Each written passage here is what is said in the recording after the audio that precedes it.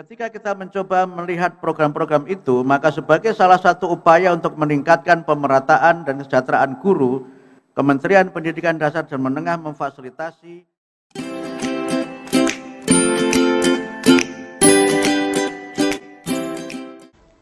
Assalamualaikum warahmatullahi wabarakatuh.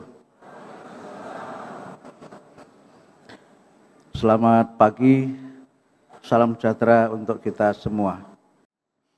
Berdasarkan landasan konstitusional dan juga kondisi realistis yang kita hadapi, serta berbagai pertimbangan ke masa depan, maka kita memiliki program-program prioritas yang merupakan penerjemahan dari Astacita Bapak Presiden Prabowo dan Wakil Presiden Gibran. Yang pertama adalah wajib belajar 13 tahun, yang di situ kita berusaha untuk memperluas dan memperkuat pemerataan kesempatan pendidikan. Kemudian yang kedua adalah pemenuhan dan perbaikan sarana dan prasarana pendidikan, peningkatan kualifikasi, kompetensi dan kesejahteraan guru, kemudian penguatan pendidikan karakter, penguatan pendidikan literasi, numerasi dan sains teknologi, pengembangan talenta dan prestasi, serta pembangunan kebahasaan dan kesusastraan. Ketika kita mencoba melihat program-program itu, maka sebagai salah satu upaya untuk meningkatkan pemerataan dan kesejahteraan guru, Kementerian Pendidikan Dasar dan Menengah memfasilitasi redistribusi guru ASN pada sekolah swasta. Terkait dengan hal ini, kami memiliki data terdapat 110.000 guru swasta yang telah lulus seleksi guru ASN, P3K, dan ditempatkan di sekolah negeri. Hal ini berdampak pada adanya kekurangan guru pada sekolah swasta. Karena itu maka melalui Permendikbud nomor 1 tahun 2025 tentang redistribusi guru ASN pada satuan pendidikan yang diselenggarakan oleh masyarakat, guru ASN atau PNS dan P3K dapat diredistribusi pada satuan pendidikan swasta.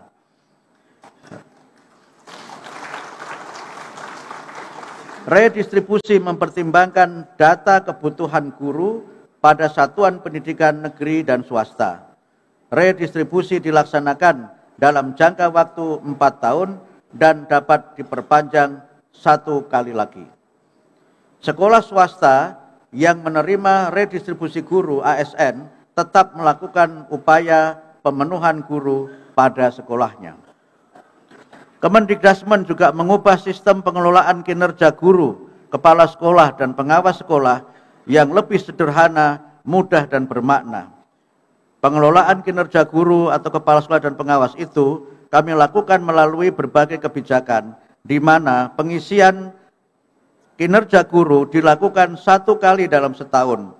Dokumen administrasi mendapat verifikasi secara langsung dari atasan, dan pengembangan kompetensi berbasis refleksi diri. Transformasi pengelolaan kinerja memudahkan guru, kepala sekolah, dan juga para penyelenggara pendidikan dan pengawas sekolah karena sistem ruang GTK Kemendikdasmen sudah terintegrasi dengan e-kinerja BKN sehingga hanya memakai satu sistem. Bapak Ibu, kami sampaikan bahwa terkait dengan kebijakan ini, kami sudah ada MOU dengan BKN dan program ini juga sudah mulai dilaksanakan. Untuk mengoptimalkan layanan pendidikan yang merata dan berkeadilan, Kemendikdasmen melakukan transformasi sistem penerimaan murid baru atau SPMB. Yang dengan sistem ini kami membuat kebijakan yang merupakan penyempurnaan dari sistem PPDB dan juga berbagai masukan dari para kepala daerah, para pengambil kebijakan, dan juga dari masyarakat. Kami mengambil kebijakan ini juga setelah melalui diskusi dengan Bapak Menko PMK, dengan Bapak KSP, dan juga dengan Kementerian Dalam Negeri dan pihak-pihak terkait yang mudah-mudahan pada tahun 2025 ini, tahun pelajaran 2025 SPMB dapat dilaksanakan dengan sebaik-baiknya. Kemendikdasmen juga mulai mengenalkan penguatan karakter melalui 7 kebiasaan anak Indonesia hebat. Ini juga kami laksanakan dengan surat edaran bersama 3 menteri, Menteri Agama, Menteri Dalam Negeri, dan Menteri Pendidikan Dasar dan Menengah. 7 kebiasaan itu adalah kebiasaan bangun pagi, beribadah, berolahraga, makan sehat dan bergizi, gemar belajar, bermasyarakat, dan tidur cepat. Pelaksanaan di satuan pendidikan telah diamanatkan melalui surat edaran 3 menteri tadi, dan sekarang alhamdulillah sudah mulai terlaksana di banyak satuan pendidikan di seluruh Indonesia. Dalam rangka memperingati Hari Pendidikan Nasional, 7 kebiasaan ini merupakan salah satu dari lomba yang kami selenggarakan agar dapat menjadi motivasi untuk sekolah-sekolah dapat menerapkan 7 kebiasaan itu. Beberapa sekolah ada yang menjadikan 7 kebiasaan itu sebagai bagian dari sholawatan. Jadi sholawatannya dengan 7 kebiasaan, terutama di madrasah-madrasah yang dikelola oleh NU. Di Muhammadiyah tidak ada sholawatan karena tidak terbiasa dengan sholawatan. Beberapa ada yang ditulis di dinding-dinding sekolah dan sebagainya, dan ini alhamdulillah sudah juga menjadi bagian dari upaya penguatan pendidikan karakter, dan sekolah-sekolah telah memiliki sistem yang mengkoordinasikan antara orang tua, sekolah, dan masyarakat. Kementerian Dikdasmen juga akan menerapkan pendekatan pembelajaran mendalam atau deep learning, yaitu pembelajaran yang memuliakan agar tercipta suasana belajar dan proses pembelajaran berkesadaran, bermakna, dan menggembirakan. Pembelajaran mendalam ini sudah selesai naskah akademiknya, sudah selesai uji publik, dan sekarang kami dalam tahap persiapan untuk mengirimkan pelatih nasional ke Australia. Program ini merupakan kerjasama antara Kementerian Pendidikan Dasar Menengah dengan inovasi. Pemerintah Australia membantu kami agar pembelajaran mendalam ini dapat terlaksana dengan sebaik-baiknya. Kemudian untuk menyiapkan generasi yang melek teknologi, Kemendikdasmen akan mengenalkan pelajaran coding dan kecerdasan artifisial dalam kurikulum, yang tujuannya adalah untuk meningkatkan literasi digital, meningkatkan kemampuan berpikir komputasional, meningkatkan pemanfaatan teknologi kecerdasan artifisial secara produktif dan bertanggung jawab. Opsi pembelajarannya sebagai mata pelajaran pilihan kelas 5 dan 6 SD, SMP, dan SMK atau SMA. Kemudian juga terintegrasi dengan mata pelajaran yang ada. Dan juga sebagai kegiatan ekstrakurikuler. Opsinya bisa berbasis internet, bisa juga berbasis perangkat atau plug, dan juga tanpa perangkat atau unplug.